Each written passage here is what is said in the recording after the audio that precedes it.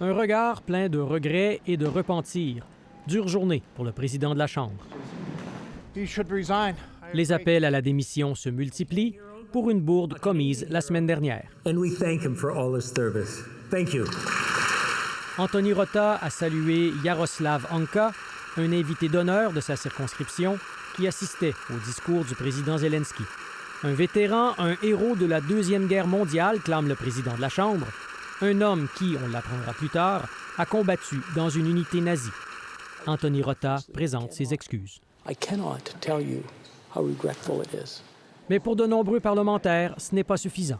On demande au président de quitter.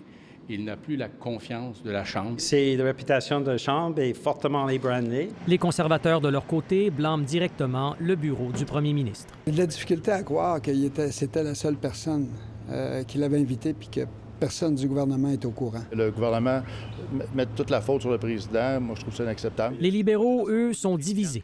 Il s'est expliqué ce matin.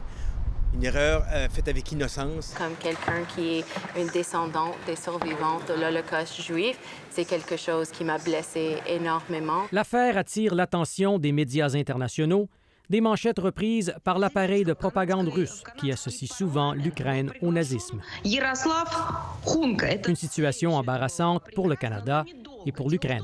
On place le président Zelensky dans une situation où les Russes vont pouvoir l'attaquer sur cette question-là. Justin Trudeau se retrouve donc sur la défensive. Va sans dire que c'est profondément gênant pour le Parlement du Canada et, par extension, pour tous les Canadiens. Un président de la Chambre dans la tourmente qui démissionne en pleine session parlementaire serait du jamais vu à Ottawa.